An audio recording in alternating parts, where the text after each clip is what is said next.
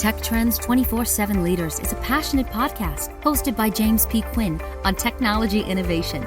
It provides insightful interviews with key and inspiring innovators in areas of corporate technology, office of the future, AI, real estate, sustainability, assistive technologies, and other emerging technologies. Tech Trends 24/7 Leaders will smartly position you where your business, life, and industries are moving for the future. Chris Downie is currently the CEO of Flexential, a leading provider of scalable data center solutions. Chris is an industry innovator in digital infrastructure with 30 years of executive leadership experience. Chris is also a well-known speaker at industry, business, and regional events. Before Flexential, Chris was CEO of Telex Holdings in New York City and has additional experience in finance and operations working for Bear Stearns, Daniels & Associates, and Broad Street Communications. Chris is a graduate of Dartmouth College and has a master's degree in international business from New York University. Welcome, Chris. Welcome to the podcast. It's great seeing you, and it's excellent to have you on. Yeah, it's great to be here. Thanks for having me. Of course. You guys have been very busy. I think, can you give us an update on the portfolio? Because I know you guys have really been very active. Yeah, sure thing. It's hard to believe that I'm in my 8th year of Flexential at this juncture, 18th for my time in the industry. You and I go back quite a ways, and it's been great to see the evolution of the industry. Obviously, in my part, the evolution of Flexential that's been very active in participating across demand sets, across geographies, across, I'll say, product sets that are increasingly relevant to consumers of these digital environments. Flexential at this juncture has 42 data centers across 19 U.S. geographies. We manage our own national network fabric that ties all of those facilities together. We tie into 11 carrier hotels, and we host 5 subsea cables at this juncture. So we like to think we can federate the data that resides in our platform really anywhere and everywhere that it needs to go. What we've been focused on the last several years in particular is just scaling the availability of the resources that we bring to bear for our customers in as many markets as we possibly can. There are some markets that have just presented opportunities for growth at a much higher level than others. Doesn't mean any of our smaller markets aren't ripe for that opportunity as well. But we've been prioritizing capital in markets like Hillsboro, Oregon, or Portland, Atlanta, Denver, Dallas, Nashville, and then there have been some smaller enhancements to environments in places like Las Vegas and Tampa. But if you look at our 19 geographies in the U.S., they're all major population centers, and as you probably have heard from many others, the whole data center consumption is migrating to where raw material is more readily available, but proximity to population centers is still very important. So I'm glad that we've been where the puck is going for 15 to 20 years, and so really now it's about introducing scale in many of the markets that I mentioned. Yeah, and international, are you thinking expansion there as the next phase? Not in the near term. We've got a lot of opportunity here in the U.S., and obviously taking a leap across the respective ponds is a big strategy decision, and we just haven't gotten there yet. We do have a lot of international customers. The subsea cables that I mentioned are egress points, if you will, into the U.S. from many in Asia and South America and Europe. So we're in a lot of conversations, but we haven't taken the physical leap yet at this juncture. I know interconnection and client optionality are important key initiatives. Could you give us an overview of Flexential Fabric and Flex Anywhere? Yeah, sure. My prior life before Flexential, I was with a company called Telex and gained early appreciation of the importance of connectivity and in particular innovating in ways that it can be delivered in scale in a more seamless fashion to our customers within the platform. Really replicated that same playbook here at Flexential because the predecessor companies had been in our respective markets for 15 plus years. They had all the networks in their facilities that you'd ever need in our marketplaces. So it was about building awareness that we had fairly significant network density. We were fortunate to have that managed network across the platform. that was architected at scale at the time, which was 100 gigs. And obviously there's things are scaling well beyond that at this juncture, and we'll continue to scale that. But all of that resource really served as a foundation that we could enable a host of services or capabilities over from, providing IP transport at scale, providing really private line connections between geographies, between facilities across geographies, bringing some of our virtualized compute resources to bear, data protection, which is becoming increasingly important in the enterprise domain in particular, providing private cloud resources because certain workloads can't live in the public cloud, but those workloads have the same kind of elasticity requirements. And then public cloud. We federate our customers to all the major, public cloud providers via our own cloud fabric. And so you mentioned Flexential Fabric. That was really a next generation software defined interconnection orchestration engine, if you will, that allows our customers via really one connection to access all of those things that I described. So it's one and done. And at this juncture, we don't feel that others have that offering at this juncture. It's an innovation that enables access to really a lot of the investment that we've made in bringing resource, bringing elasticity to our customers across their needs, depending on where they are on their journey. Yeah, no, it seems they probably really that ability for them, right? In terms of giving them the added flexibility. Is that correct? Yeah, and our platform is all about managing to the growth of our customers and these multi-tenancy oriented environments. Customers come in but if they've got a growing business, they're gonna grow in their needs of what they require in their data center, be it more space, more power, more interconnection, more virtualized compute elasticity capabilities. And so our model has a very strong organic growth dynamic. It's not a set and forget model. We always have to be ready for that next step of growth for really all of our customers. Yeah, no, it makes a lot of sense. And we just finished the first quarter. Chris, how are you seeing the trends solidifying for 2024? What are you seeing on the landscape?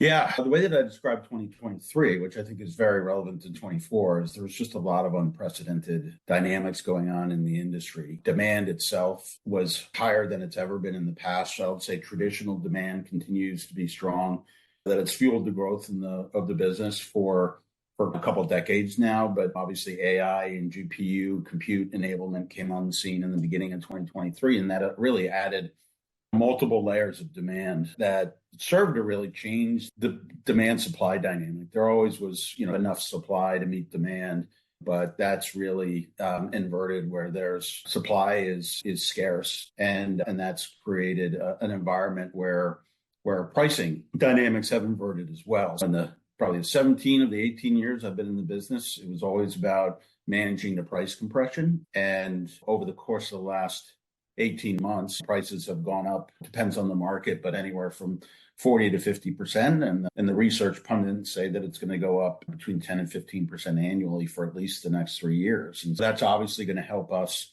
attract capital to accelerate building of data centers everywhere and anywhere we can in our existing portfolio. But we're also pre-selling our environments earlier than we ever have before. So that's giving us revenue air cover, which allows us to, focus more energy on further development of capacity. But it's new things to consider that there are opportunities. They're presenting their own level of challenge, but at the end of the day, our focus is really delivering risk-adjusted returns for our investors, so we can. Or let me repeat that, attractive risk-adjusted returns for our investors so that we can attract more capital to deliver more capacity that ultimately meets our end customers' needs. Yeah, and I know you mentioned AI compute demand. How are you guys ramping up now that trend we're seeing it front and center in so many different markets?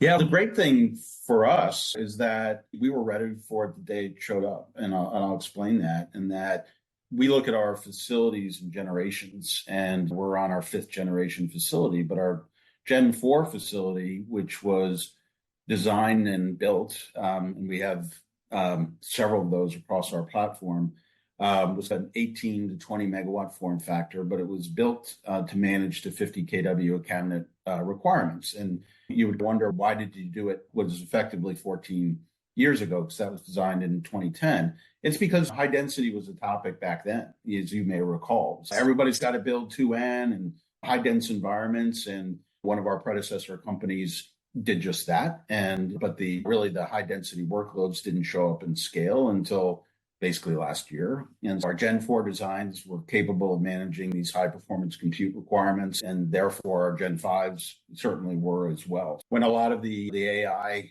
platforms came onto the market, we were ready, willing, and able, and we've enabled probably close to 30 megawatts in that domain over the course of the last year, with the opportunity for a lot more yet to come.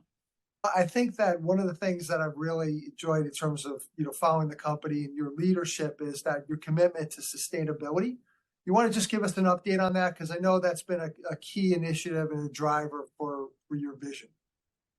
Yeah, it's been, interesting in that, I'll say in my last life, which was 8+ years ago, we really didn't talk about sustainability. Now, in some respects, the data center industry has been in the sustainability business, and that our environments are built to, manage large amounts of power consumption in as efficient a manner as possible, versus perhaps a legacy data center that's in an office building, or an office building itself that, has a telco closet. They're not built to be efficient. And so I like to think we've been in this sustainability business, whether we realized it or not, but probably 5 years ago, probably a bit further back than that, it really became an open and, honest conversation, which was really important, for our business, but, for all of us as, human beings. And so, we had the opportunity to make commitments around really a raw material that drives our business, which is capital. And so we continue to do some green bond financings that where we make commitments to existing efficiency levels being at 1.4 PUE, which is pretty good, but can get better, and that future deliverables will be better than that. And we've made 0 WE commitments for our current builds and future builds, and those are commitments that will last for a lifetime. But ultimately, our focus here at Flexential is making sure that we're getting better every year on the year. And I don't kid ourselves or anyone that we play a large role in this. We play, our role in this, and so we've got to do our part. And so building that into the culture of who we are and what we're trying to accomplish is critically important. That's great. And I know in terms of a key driver initiative that you feel super passionate about for the rest of the balance of 2024, is there one in particular that you're proud of or you're right in the middle of in terms of executing?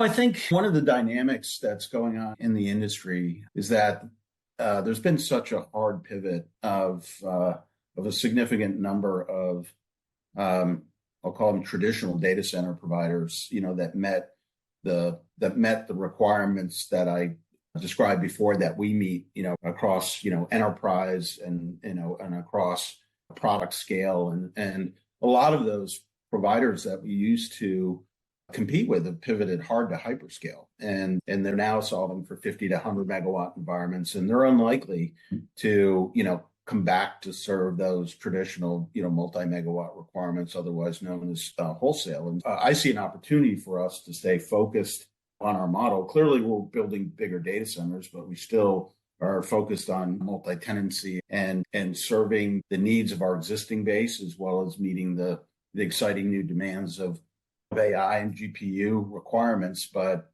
doing it in a flexible product model that can meet a broad range of requirements. And if you look at everybody talks about vacancy rates, including hyperscale, and they're really low. If you look at the vacancy rates in our product category, it's even tighter. So that just means we should see an accelerating opportunity to meet demand in our product set in particular, which there are a few of us that are delivering that today. And the demands there have been fueled up until AI. They've been fueling massive capacity requirements for several decades. So we see an opportunity to continue our position ourselves well in front of those demand sets. Others have shifted to other models. That means we need to be dynamic in terms of how we identify opportunities to develop capacity. We need to be dynamic in continuing to meet the needs of a diverse set of customers that are on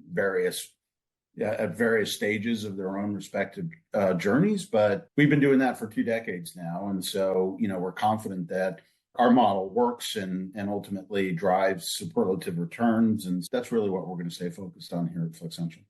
It seems like a great space just because a lot of the headlines really trend to some of the hyperscale, bigger deals that you're seeing in the marketplace. But us being involved in that, as well as enterprise clients, there's really a lot going on in the enterprise space right now, which is going to continue to, I think, flourish with, like you said, with AI and compute demands. I think it's going to be an exciting couple of years for sure.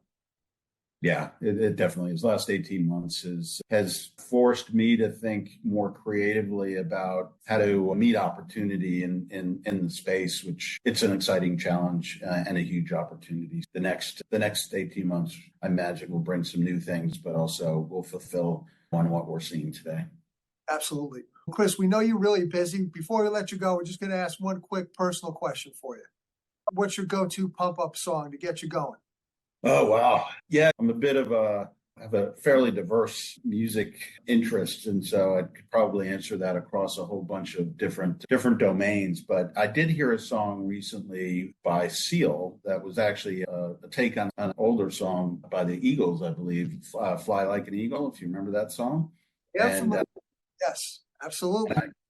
I had not heard a Seal song in a long time. So it's my go-to song at the moment when I want to get pumped up and ready for the next challenge. I like it. It's a strong choice. One of my best jobs early was I was a DJ out of college. I think that's I like the pick. Very nice. Good. Chris, great seeing you. Enjoyed the conversation. We'll keep in touch, and thanks for being on today. We appreciate it. Yeah, thanks, Jim. Hope to see you soon. We hope you enjoyed this episode of Tech Trends 24/7 Leaders. To learn more about technology trends, you can follow me on LinkedIn. You can also read my book, Tech Trends 24/7 and the Impact of COVID-19, which is rated a must-read book by CIO Insight. The book is available for purchase on Amazon or on our website, Tech Trends 24/7. When conducting research for the book, I was inspired to see how technology innovation was making a positive difference in people's lives. As a result, in 2020, I founded Beacon of Hope 365. Our mission is to leverage technology to help people in need. More information on the charity can be found on beaconofhope365.org. Thanks again for tuning into the episode, and a big thank you to my entire podcast team, Lindsay Sowert, Brianne Lunghammer, and Sal Forcina. See you on the next episode.